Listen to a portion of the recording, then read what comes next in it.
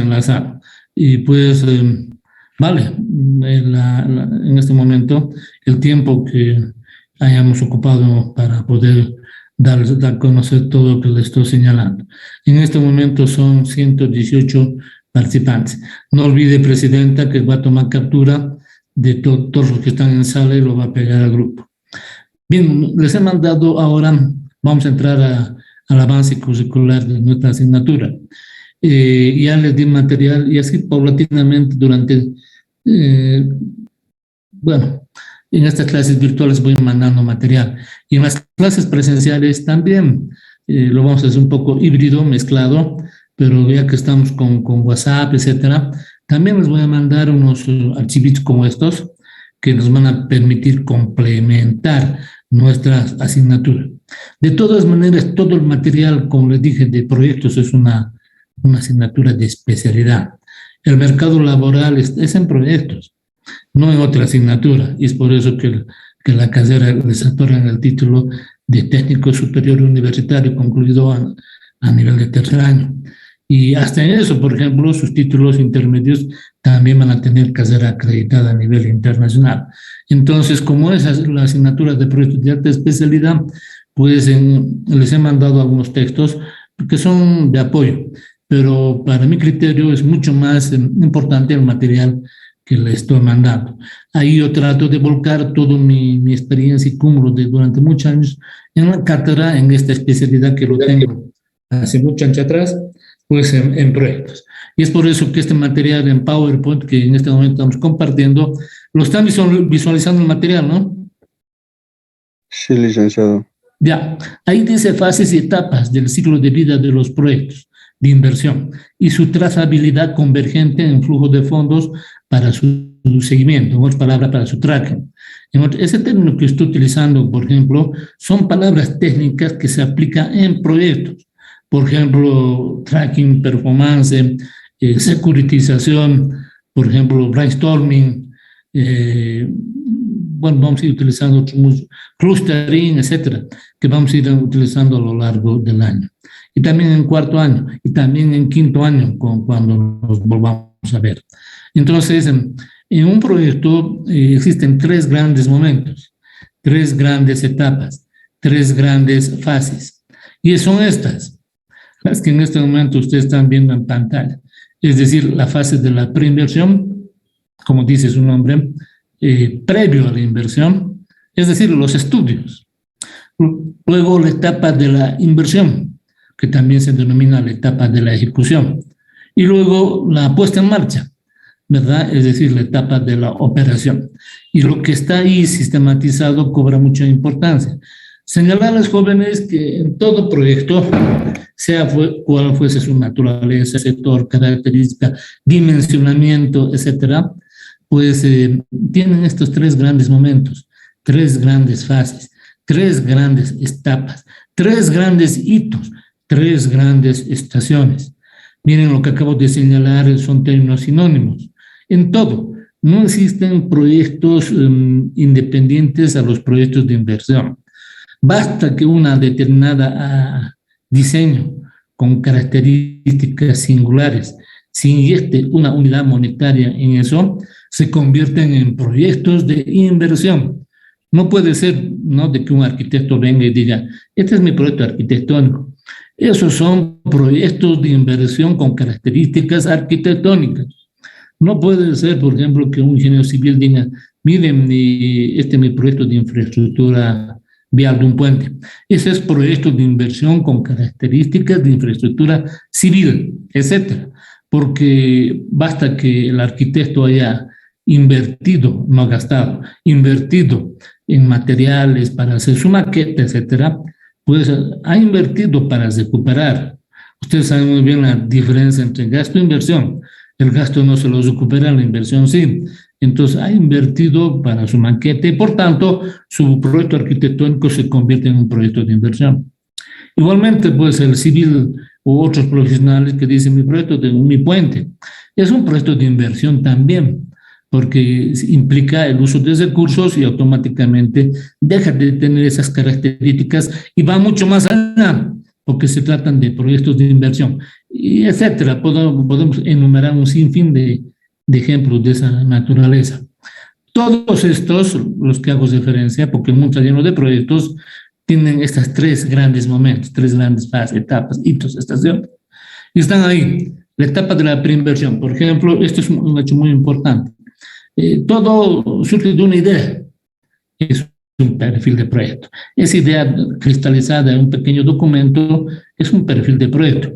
Podemos tener una idea, la que fuese, y ponemos en 3 hojas, delineamos algunos cálculos.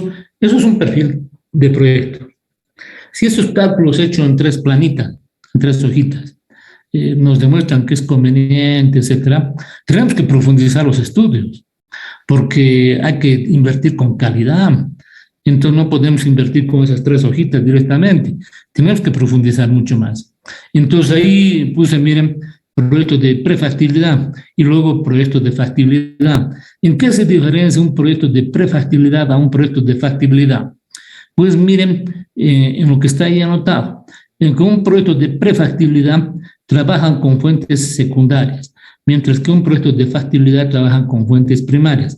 ¿Cuáles son las fuentes secundarias de un proyecto de prefactibilidad? Pues las recopiladas por organismos oficiales y competentes, como por ejemplo el INE en nuestro país, que por ley es la encargada de procesar, tabular y difundir, pero no analizar las estadísticas. Puede ser un ministerio que tabule y lo difunde. Nosotros no hemos trabajado con esas estadísticas y por tanto, por eso mismo hecho, son fuentes secundarias.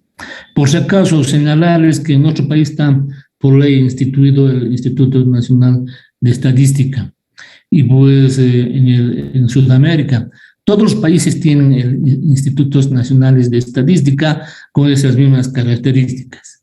Por ejemplo, Entel Bolivia, también existe Entel en Chile, pero obviamente no es que Entel Bolivia esté en Chile, sino Empresa Nacional de Telecomunicaciones está en Chile, está en la Argentina, está en el Brasil, etcétera.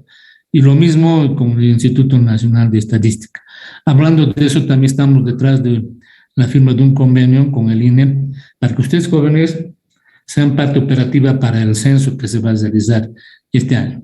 Tenemos ya avanzadas las conversaciones para que esto se lo haga así, y ustedes van a entrar como encuestadores, censistas en otros lados, van a hacer el censo de Oruro y obviamente se les va a pagar por boleta censal llenada, entonces se les va a pagar. El Estado les va a pagar, está presupuestado alrededor de 200 millones para hacer todo ello, entonces van a ingresar, y mucho más que, por ejemplo, que ustedes que estudian economía e ingeniería comercial lo hagan. Bien, entonces, fuentes secundarias son esas. Y las fuentes primarias, entonces, son las que nosotros las podemos elaborar.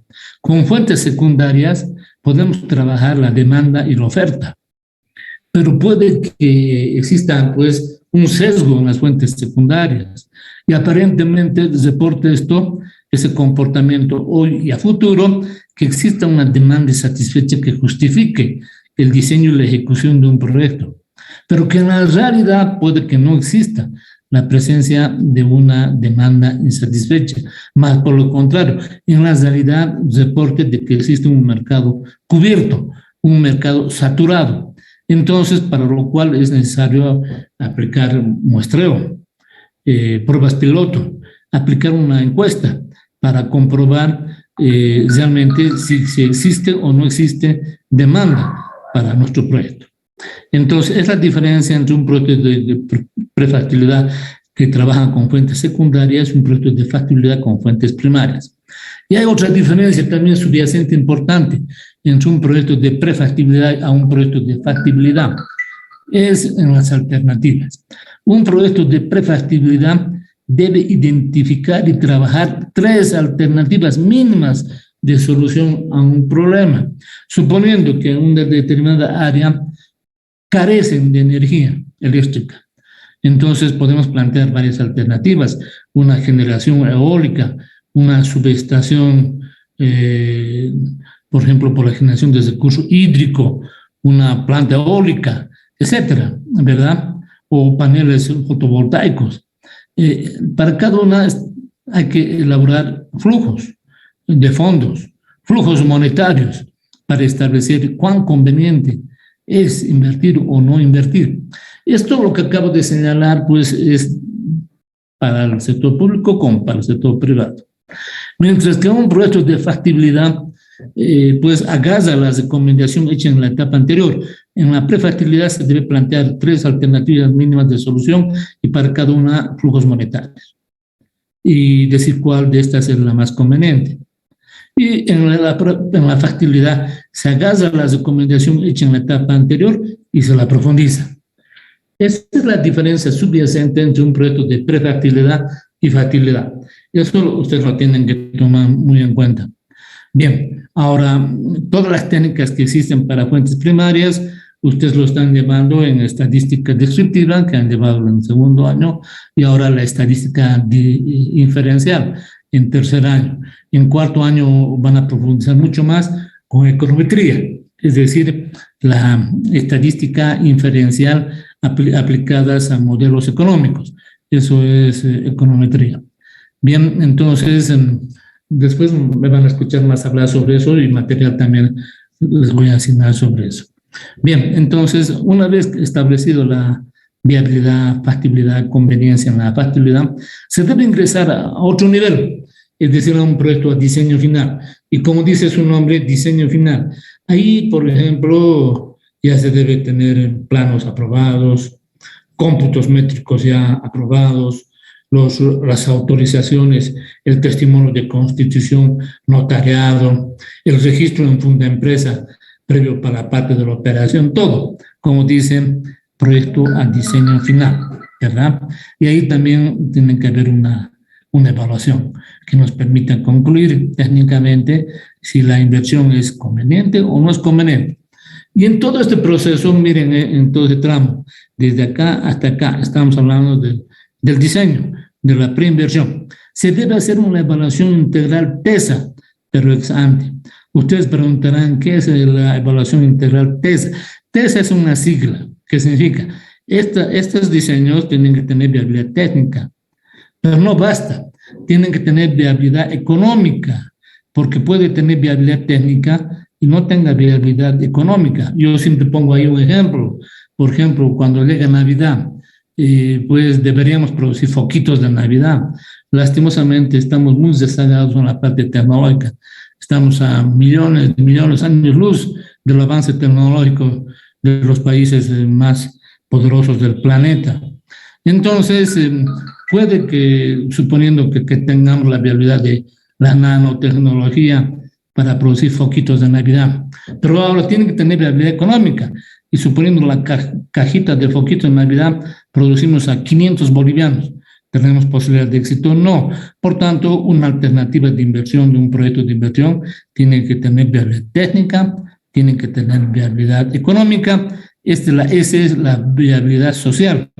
Vamos a generar fuentes de empleo, vamos a demandar más insumos y servicios nacionales, etcétera, ¿verdad? Tiene que tener viabilidad social, porque podemos incorporar mejor tecnología y obviamente si 10 personas hacían un tramo de trabajo, basta poner una máquina y se obvia a 9 personas. Entonces, en ese sentido, estaríamos generando más que generar fuentes alternativas de empleo, estaríamos generando desocupación, ¿verdad? Entonces, tiene que tener ahora esa triada a nivel técnico, económico y social. Pero no basta. Puede que nuestra alternativa de inversión contamine el medio ambiente, puede provocar daños irreversibles al medio ambiente y al ecosistema. Por tanto, la alternativa de inversión tiene que tener también ese acompañamiento ambiental. Es decir, en otras palabras, tienen que tener viabilidad técnica, tienen que tener viabilidad económica, tienen que tener viabilidad social y tienen que tener viabilidad ambiental. En nuestro país está la ley 1333 de medio ambiente, que señala que si una alternativa de inversión, un proyecto de inversión contamina con daños irreversibles al ecosistema, por más que tenga viabilidad técnica, económica y social, nunca debe ejecutarse. Todos los proyectos tienen 4 categorías ambientales, 1, 2, 3, 4. Las escuelas y las universidades tienen la categoría 4, que no contamina, pero el resto de las actividades económicas, el resto están categorizadas categoría 1, 2 y 3, dependiendo del nivel de contaminación acústica, hídrica, etcétera, que provoquen su actividad económica. Por ejemplo, si nosotros entramos en línea online a Google Earth, ya, para ver el globo desde aquí, pongamos San Cristóbal. Pues San Cristóbal es una área geográfica que pertenece al departamento de Potosí y les va a salir una mancha roja. Entonces, esa mancha roja, por curiosidad, concluida la clase de hoy, pueden ingresar con el Google Earth, ¿no? Así, y pues pongan San Cristóbal y les va a salir una mancha roja, les van a aproximar. En otras palabras, es una zona donde se explota minerales en nuestro país y gran cantidad se lo exportan. No sé si habrá control en otro país en esa parte, no lo sé, puedo equivocarme en decir que no o que sí, pero creo que no hacen un control. Y pues en esa zona pues sale una mancha roja porque es una zona altamente radioactiva y todos los que entran a trabajar ahí salen con cáncer. Entonces, ese tipo de contaminación que le estoy poniendo como ejemplo en este momento, por más que tengan rentabilidad técnica, económica, social, nunca debe ejecutarse. Y esto está respaldado por una legislación en nuestro país, es decir, la Ley 1333 de Medio Ambiente. Y todos los países tienen también sus propias regulaciones sobre este componente. Entonces, esta es la evaluación integral TESA ex ante, antes de invertir. Esta es la ex post, por ejemplo, esta es la ex ante. Ahora, luego del plan de ejecución de las inversiones, pues se debe ejecutar o también se debe invertir. Acá se deben desarrollar actividades previas a la puesta en operación. Por eso se denominan actividades preoperacionales. Luego ahí se debe invertir en terrenos, obras civiles, maquinaria, equipo, en la instalación y montaje, que es fundamental, el anclaje, las acometidas, etcétera. En otras palabras, implica la desagregación y la transferencia del paquete tecnológico. Les decía, nosotros no generamos en nuestro país tecnología, generalmente importamos y en casos, bueno, casi adaptamos, en otras palabras, ese nivel de tecnología desarrollado en otros países hacia nuestro medio. Entonces, como la tecnología la importamos, tenemos que tomar en cuenta la desagregación, la transferencia del paquete tecnológico. Es decir, que importamos y tenemos que aplicar necesariamente los Incoterms. Los Incoterms es algo que es una parte de especialidad de los muchachos que estudian ingeniería comercial. Es una palabra que significa terminología comercial a nivel internacional. Y esto es aplicado para fines de importación o para fines de exportación de maquinaria, de materias primas, de lo que fuese, ¿ya? Entonces hay como 12 nomenclaturas, por ejemplo, el SGORC, el FAS, el FOV, el CIF, Cost Insurance Flete, costo seguro y flete, o el CIF nomás, costo y flete, el FOV, Free on Board, libre y sobre el medio de transporte, o el FAS, libre y al lado del medio de transporte, etcétera, ¿verdad? Nosotros al importar maquinaria nos ponemos en contacto con los proveedores de maquinaria en el mundo y pues tenemos que abrir un acreditivo, una carta de crédito bancaria. Y entonces ahí tenemos que invocar a estos los Incoterms para ver en qué condiciones estaríamos haciendo la importación de la tecnología. Y también tenemos que tomar know-how, como ustedes dicen muy bien, el know-how, el cómo hacer, ¿no? Si hablamos de procesos tecnológicos muy complejos, el know-how es un aspecto muy fundamental. El know-how, cómo hacer, es una parte muy fundamental, al igual que el flow sheet. El flow sheet es un flujo de proceso, un diagrama. Si nosotros queremos producir cemento, desde el momento que el clinker, la materia prima, a la planta y se transforma en la planta y sale como producto final, pues una representación de todo el flujo de proceso, un diagrama. Este es el flow sheet. Y el layout es la ubicación de la maquinaria y equipo en planta, ¿verdad? Cómo se debe distribuir la maquinaria y equipo en la nave o en la planta de producción. Hay estudios de tiempos y de costos que implican pasar de una fase a otra fase, ¿ya? Ese se le llama el fluxograma de proceso. O debería escribir flujograma de proceso. ¿Qué opinan, muchachos? Hablen. Les voy a ir preguntando uno por uno y si no responden, lastimosamente les voy a eliminar de la plataforma.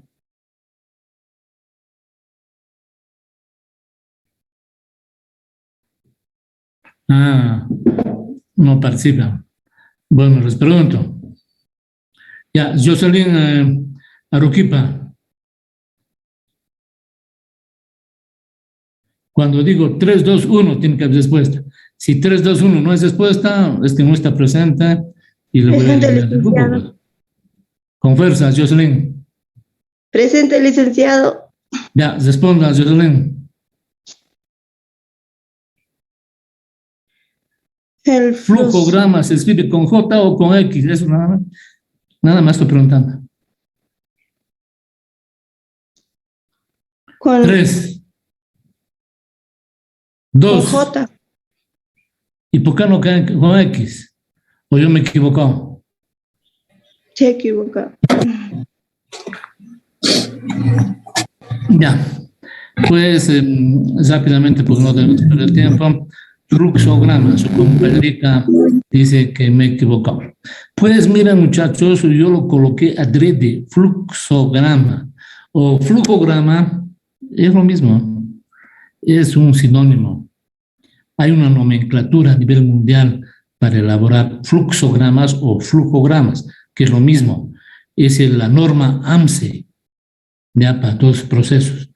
Desde el momento que en empresas decepcionamos materia prima, lo transformamos o los insumos en productos, de los inputs a los outputs, no existe pues un flujograma o fluxograma, y no es que cada uno lo hace a su antojo, sino que existe una norma mundial es la norma AMSE para elaborar fluxograma con X o con J, que es lo mismo, ¿ya?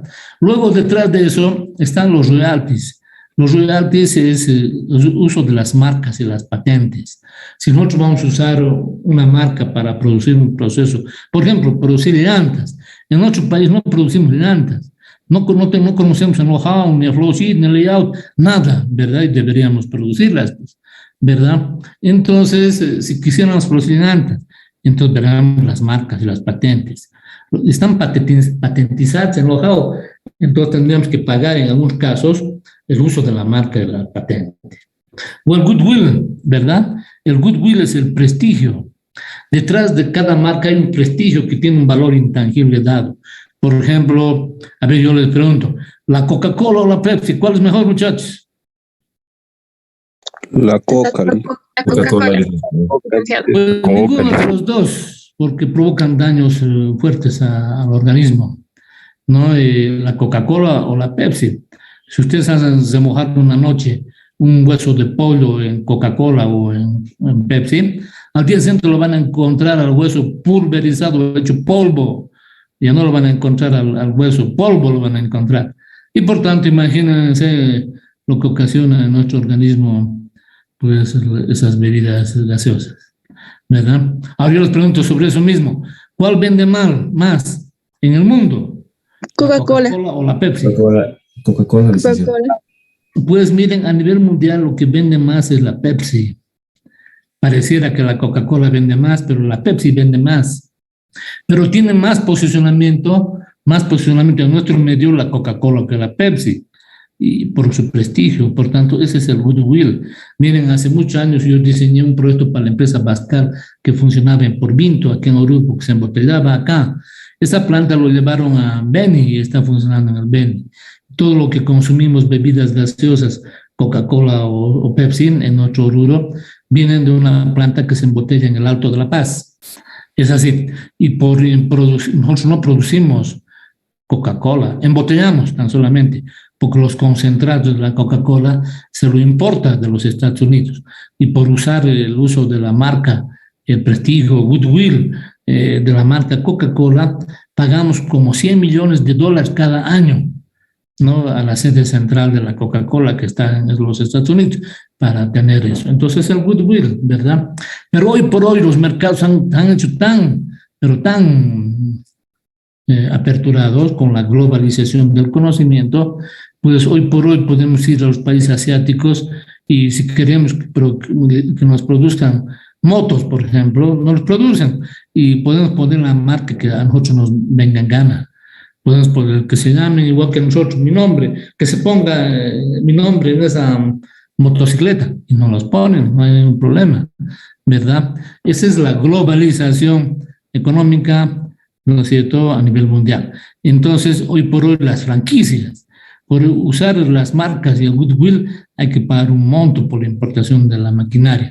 Pero con la globalización del conocimiento, esto ya no. Si ustedes hacen una mala gestión y no conocen, les van a cobrar por la transferencia de know-how, por los royalties, por el goodwill, les van a cobrar. Pero hoy por hoy, ¿no?, los mercados se han hecho tan competitivos que eso del know-how, del flow sheet, el layout, los royalties, el goodwill, prácticamente ya lo transfieren a costo cero, ¿ya? Luego también es parte muy fundamental de nuestra asignatura, pues tomar en cuenta cómo vamos a programar la ejecución y la operación del proyecto, agasando el PERT y el CPM, tanto en el tiempo como en costo. El PERT fue desarrollado, al igual que el CPM, fue desarrollado en la Segunda Guerra Mundial, ¿ya? El PERT es probabilístico, estocástico y aleatorio. Ingresa mucho estadística ahí. Y en el CPM es determinístico, no es probabilístico. El PERT es una sigla que significa Techniques Review Evaluation Project, es decir, técnicas de revisión y evaluación de proyectos. En tiempos, en cuánto vamos a ejecutar un proyecto y si vamos a ejecutar en 4 meses, con qué costos, si queremos acortar la ejecución de un proyecto y hay unos recursos adicionales, en qué actividad le vamos a inyectar para acortar el tiempo de ejecución del proyecto. Entonces, para eso debemos recurrir al PERT y al CPM. Incluso para ir en búsqueda de financiamiento bancario o de cualquier fuente de financiación externa. Entonces, nos van a pedir un cronograma de desembolsos. Y para hacer ese cronograma de desembolsos, obviamente tenemos que recurrir al PERT y al CPM. Cuando no tenemos mucha pericia, experticia en el manejo, en la gestión, en el diseño, en la operación de proyectos muy análogos, es mucho mejor recurrir al PERT, porque es probabilístico, estocástico y aleatorio, que se trabaja con las varianzas, desviaciones típicas, tiempos esperados, etcétera. Pero cuando uno tiene la suficiente experiencia, experticia en la ejecución y operación de proyectos, es mucho mejor entonces recurrir al CPM, porque no hay márgenes de incertidumbre y de riesgo, sino ya que se minimizó esos márgenes de incertidumbre y riesgo, entonces todo es determinístico. Por tanto, el CPM es el Critical Path Method, método del camino crítico, método de la ruta crítica, método de la senda crítica.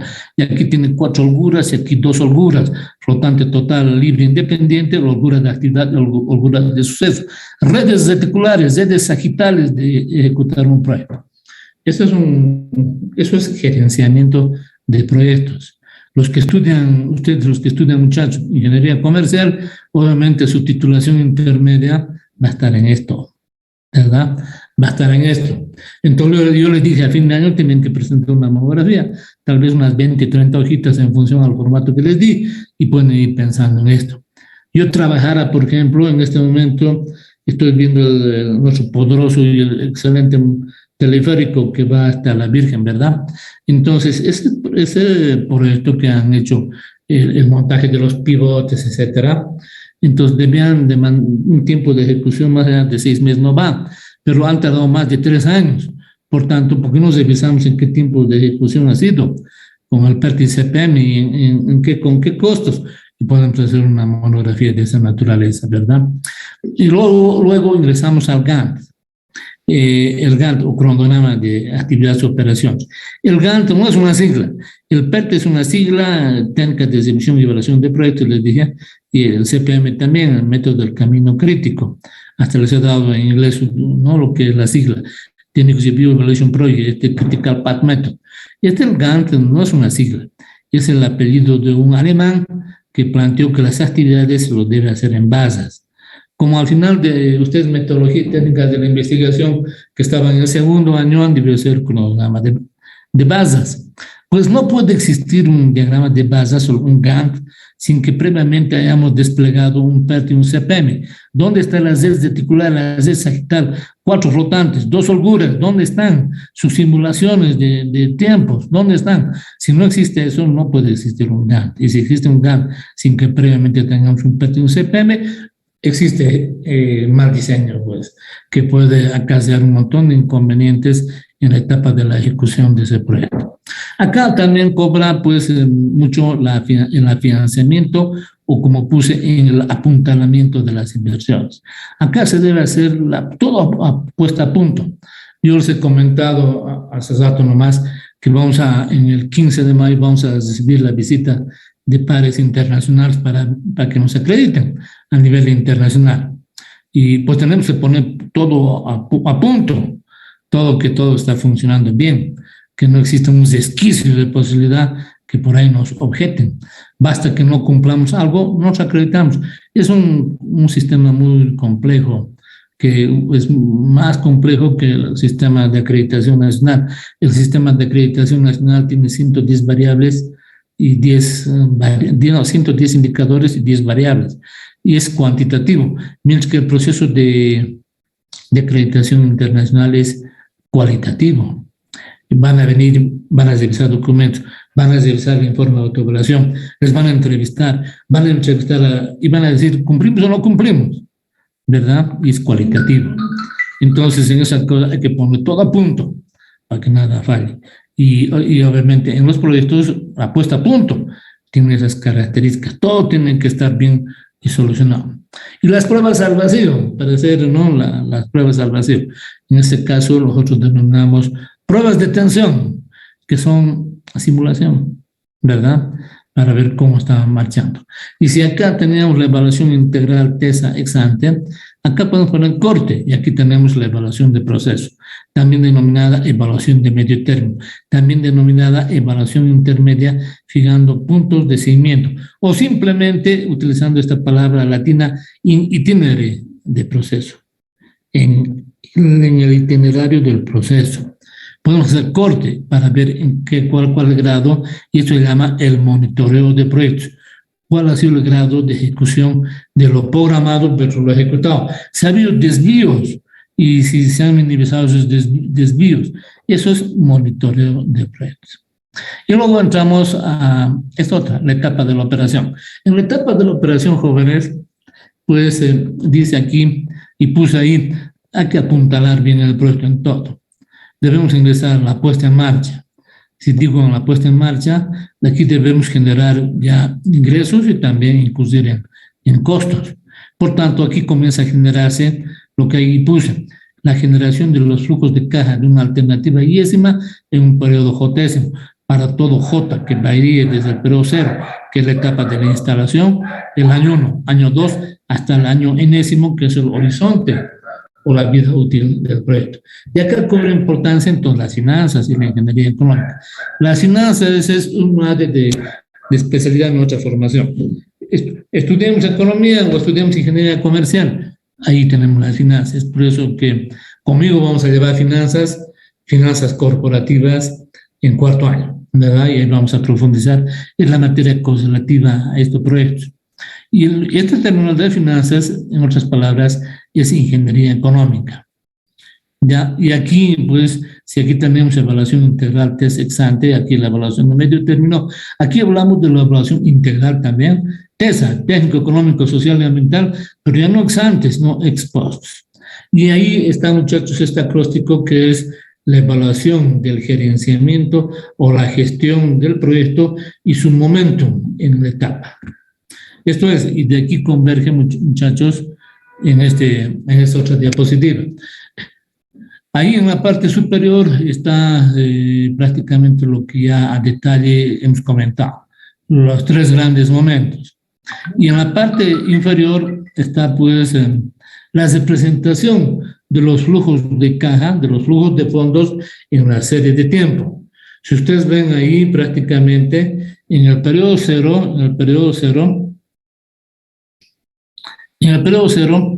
ya invertimos, por eso que hay una flecha orientada hacia abajo. Esta es la representación de los flujos de caja, flujos de fondos en una serie de tiempo.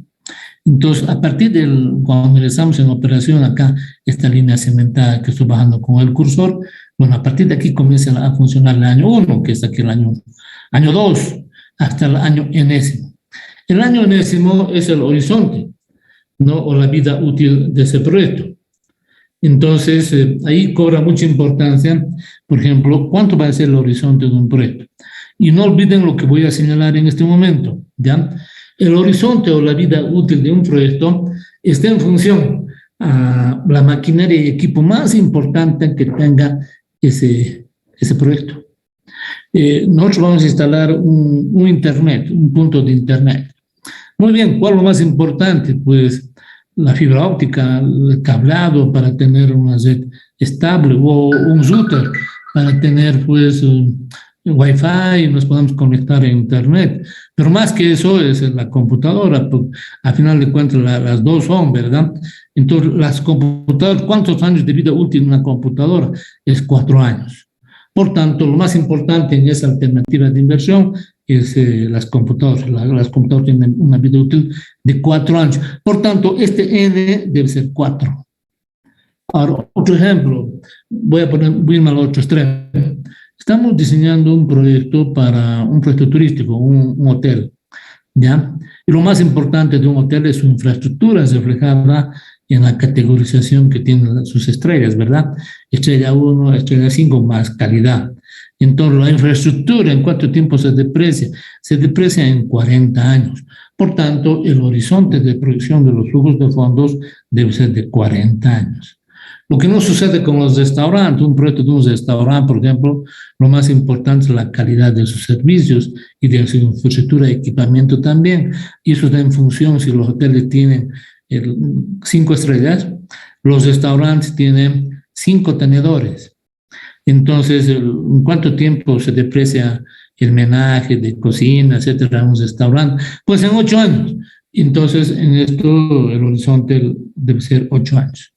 Y obviamente los flujos de caja pueden ser todos positivos y en ese caso se denomina flujos de fondos típicos, convencionales, simples.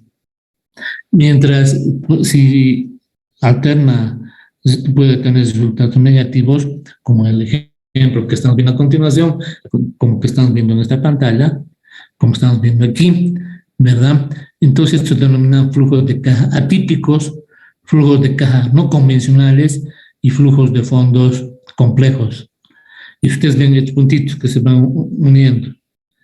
Un flujo de caja 1, flujo de caja 2, flujo de caja en el periodo 3, flujo de caja en el periodo 4, hasta, ¿no es cierto?, el flujo de caja N-1, etc.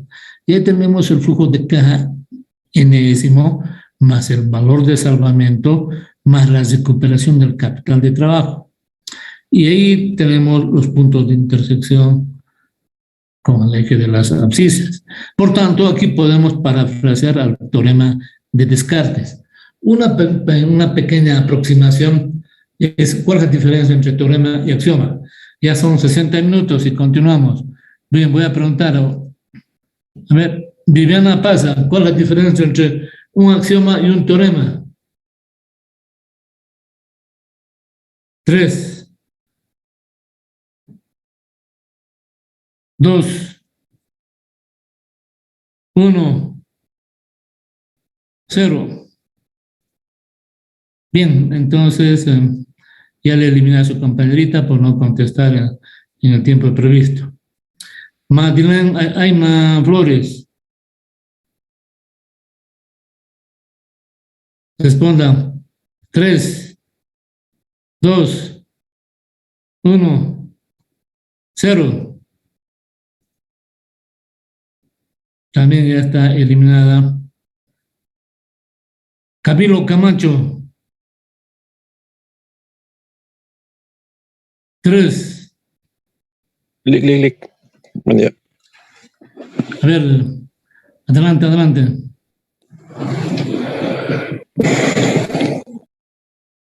¿Cuál es la diferencia entre un axioma y un teorema?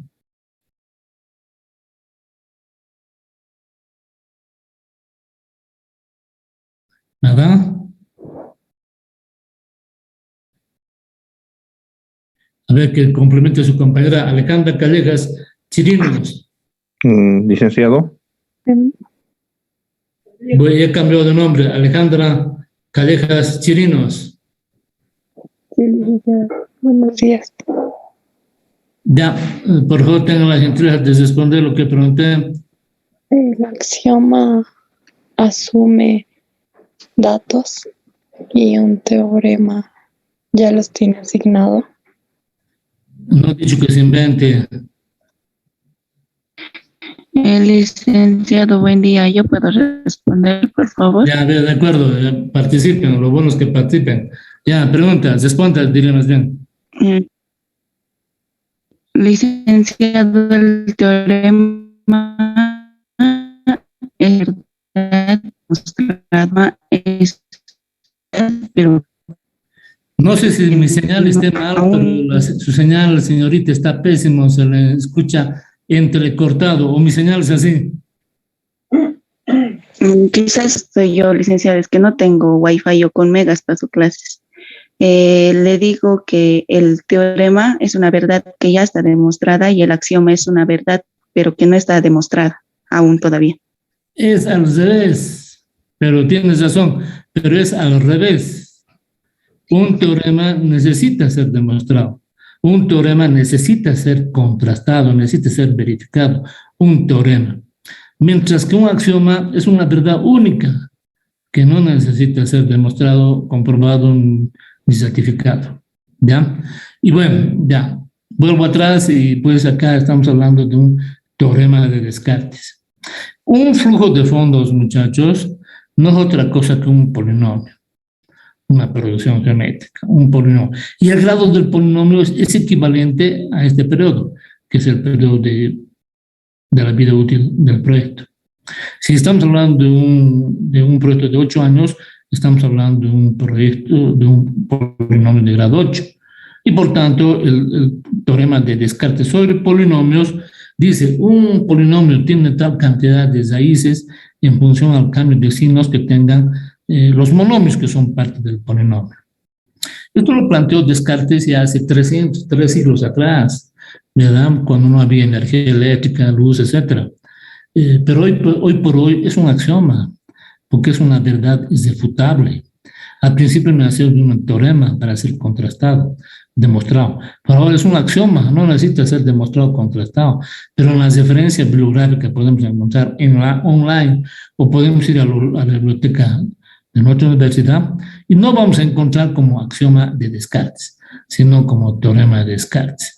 Y estos puntitos que están haciendo esa intersección con el eje de las abscisas son las tasas internas de retorno, que se habla mucho en proyectos. Y acá abajo incluso lo puse, ¿verdad? Entonces acá dije, la tasa interna de retorno es la eficacia marginal del capital.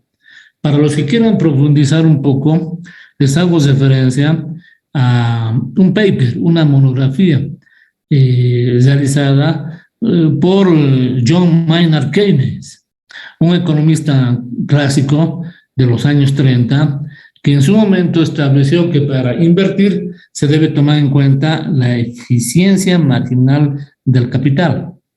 Así lo planteó por los años 1930. Hoy por hoy no hay un cambio conocida comúnmente a nivel mundial como la tasa interna de retorno. Y estos son los puntos, ¿verdad? Esos puntos. Y obviamente vamos a hablar ahora de las E2, las ecuaciones diferenciables ordinarias. Y pregunta, voy a volver a preguntar, somos 123, voy a volver a preguntar. A ver, Noemí Vilca Tucuri. Presente, licenciado. Pregunta, para resolver un polinomio de grado 2, una ecuación de segundo grado, ¿qué ecuación conoce?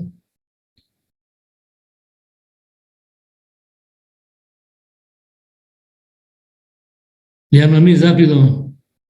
¿Cómo se resuelve una ecuación de segundo grado?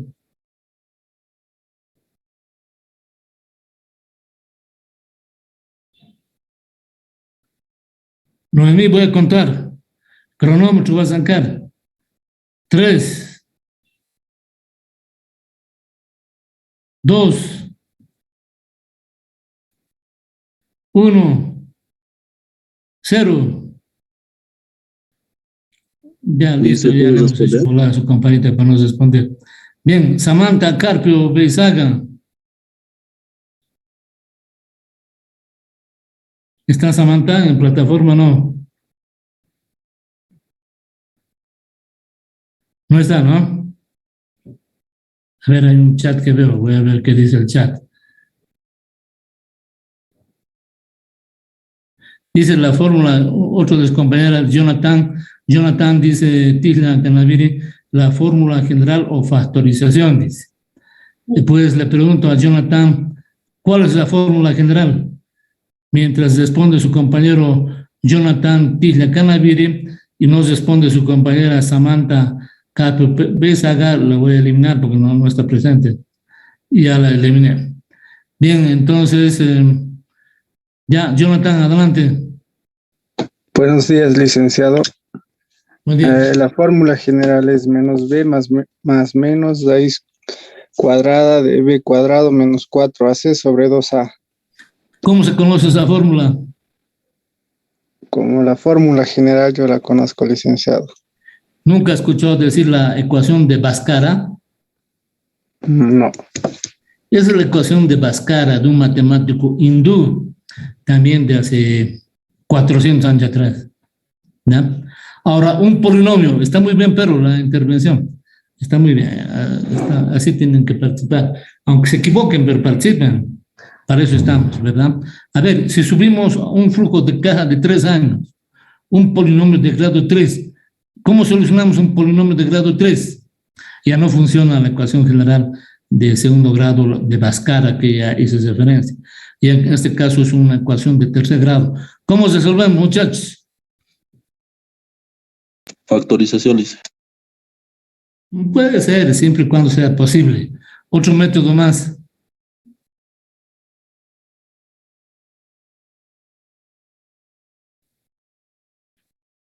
Ahí voy a preguntar, voy a ir avanzando. Alejandra Ramos. Alejandra Ramos. Buenos días, licenciado. Buenas, buenas. ¿Cómo resolvemos una ecuación de tercer grado? Su compañerito al rato atrás dijo factorización. Depende de la ecuación. Se puede resolver por factorización, pero depende de la ecuación, ¿no? En un caso sí, otro no. Dice pues Jessica con las reglas de Ruffini. El problema de Ruffini, sí, también. ¿Cómo se llama? A ver, Jessica Quiroz, ¿cómo se llama el método de Ruffini? Otro nombre tiene.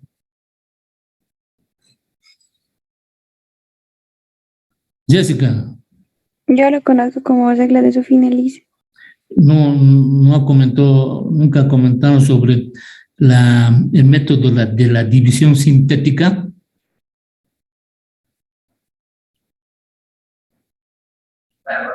Hable rápido, Jessica. ¿Estás de acuerdo, Lee?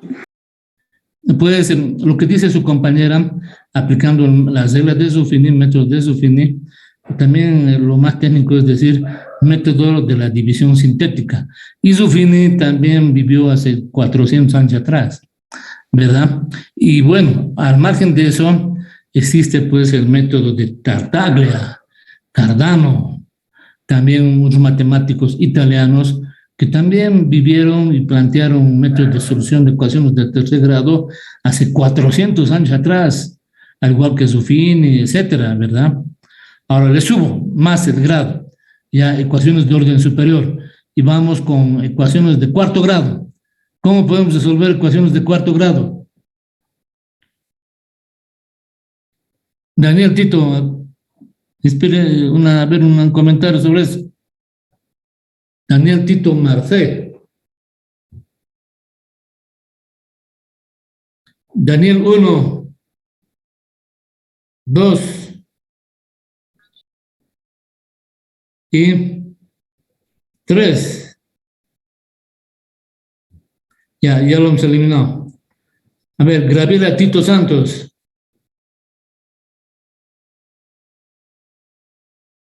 Graviela, ¿cómo resolvemos ecuaciones de cuarto grado?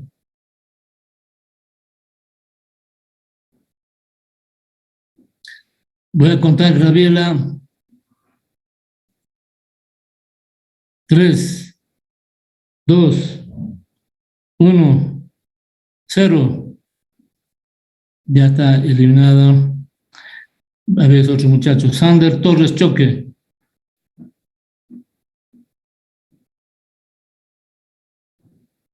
Alexander. Sí, licenciado. Ya, ¿cómo podemos resolver una ecuación de cuarto grado?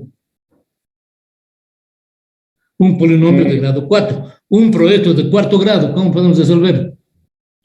Podría ser igual con las reglas de Ruffini, licenciado, calculando dos raíces de la ecuación de Sí, puede ser. Otro método aparte de ese. Factorizando. No, es mucho más complejo, de cuarto grado ya estoy hablando. Otro método. El método de Fesari es un matemático también italiano que planteó la forma de resolver ecuaciones de cuarto grado. Ahora, si un proyecto tiene mayor a 4 años, de 5 adelante, tenemos que recurrir a métodos numéricos. Y obviamente entre el método numérico está Newton-Raphson. Ya, Newton-Raphson. Isaac Newton, el otro Raphson. Hay una disputa entre el siglo XV también, que inicialmente el que planteó la fórmula para resolver polinomios de cualquier grado, de orden superior, pues fue Raphson. Y luego, después de 50 años, lo publicó en un libro Newton. Pero como no hay precisión sobre la historia, entonces prefirieron llamarle Newton-Raphson, el método de Newton-Raphson, ¿verdad? El método del NR de orden 1 con primera derivada, NR de orden 2 con segunda derivada, NR de orden 3 con la tercera derivada modificado. Ya conocemos también otros métodos como el método de Stephenson, método de Zungecuta de orden 1, de orden 2, de orden 3, de orden 4, método de Stephenson, método de Lin, método de la secante, método de la bisección, método de la regla falsa, del punto falso, método de la sección de oro. Bueno, puedo enumerar como 30 métodos numéricos. Y todos estos son altamente convergentes. O puedo aplicar inteligencia artificial, redes neuronales artificiales o lógica difusa, ¿verdad? Entonces también cobra mucha importancia. Todo eso lo estoy comentando porque depende de la complejidad de nuestro proyecto para encararlo, ¿verdad? Encarar esas inversiones. Entonces todo depende de eso, es lo que vamos a ir viendo a lo largo del año y más aún en cuarto año, cuando nos volvamos a ver en cuarto año en la materia correlativa de proyectos, muchachos.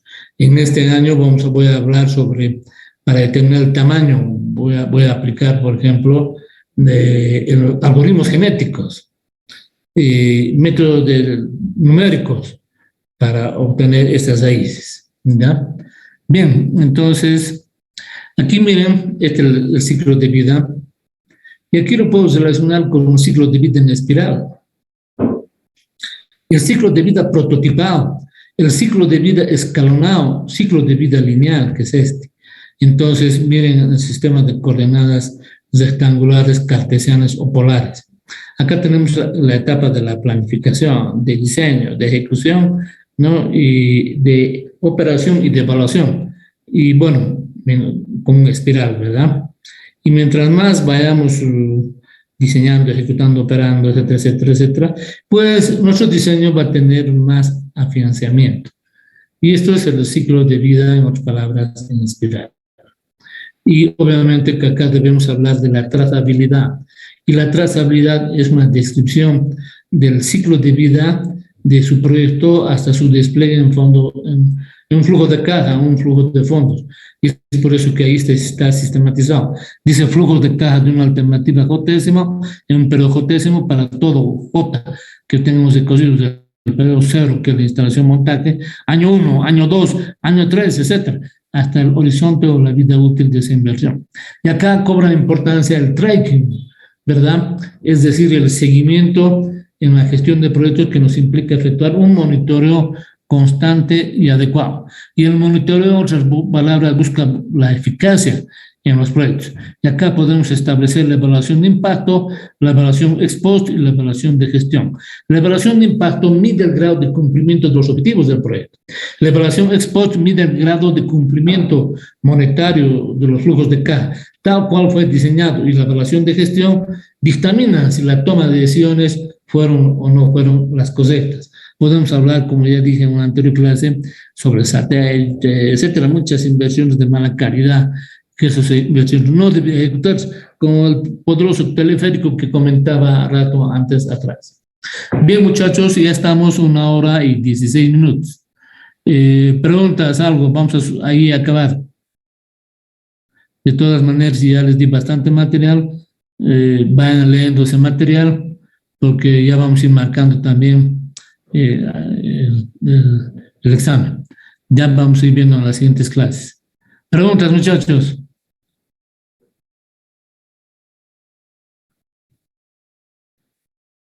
Una pregunta. ¿Dónde está la presidente? Ya, entonces ahora, ¿cómo te llamas? Ya, Caterina, lo que vas a hacer es, ya les he eliminado varios por no estar atentos, han de prender su celular y les vale un sábano, o han prendido su computadora y les vale un sábano, y se ponen a hacer otras cosas. Entonces, el día miércoles más vamos a pasar clases virtuales y el lunes nos vamos a ver en clases presenciales, vamos a ver cómo vamos a ir operando, ¿ya? Por lo pronto, capturas de toda de la plataforma y lo pegas inmediatamente al grupo, ¿de acuerdo? Pero las recientes, porque ya depuré, ya les he sacado 5, pero del curso, ¿no? Ya, muchachos, mañana los espero a las 11:15, edificio de posgrado. Va a haber estricto control de asistencia. Quiero verlos a todos ustedes mañana. ¿De acuerdo? Está bien, licenciado. Está bien, licenciado. Muy bien, ahí va a haber 4 catedráticos que van a estar en la puerta haciendo el control. Entonces, así va a ser, muchachos, y los que quieren avanzar van a estar ahí. A los que les vale un sábano todo no van a ser tomados en cuenta y vamos a descargar nuestra furia en ellos, en puntaje, en notas, en todo. Así que les estoy avisando con anticipación, ¿no es cierto? Si gustan, pueden quejarse al director de carrera.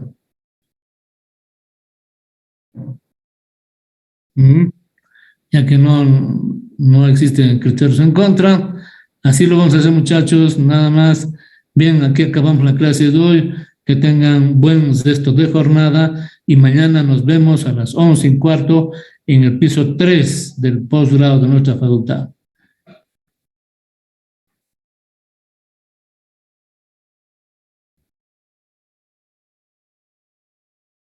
Pues no va a ser, como les digo, largo. Si arrancamos al 11:15, les dije, tenemos que arrancar 11:30 en punto. Entonces esto no va a dar para más allá de una media hora. ¿Sí? Listo, muchachos. Alguien levantó la mano, no sé quién. Lisa, fui yo. Lisa, una consulta. Me falté a clases durante 3 semanas por problemas de salud y ya fui a sacar mi solicitud de permiso. No sé si le podría enviar o mostrarles. Pues, a ver, ¿qué puedo decir, señorita? Estamos en la universidad y esas cosas no van en la universidad. No hay esa situación. Lo único que puede hacer es apelar y recurrir a sus catedráticos y si lo ven por conveniente, le van a tomar en cuenta. Si no, no, lastimosamente no hay casos de excepcionalidad. Lamentablemente, lo siento, pero no va así, ¿ya? Bien, muchachos, nos vemos a las 11:15 mañana.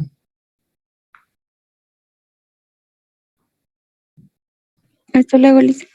Hasta luego, licenciado. Hasta luego, licenciado. Hasta luego, licenciado. Hasta luego, licenciado.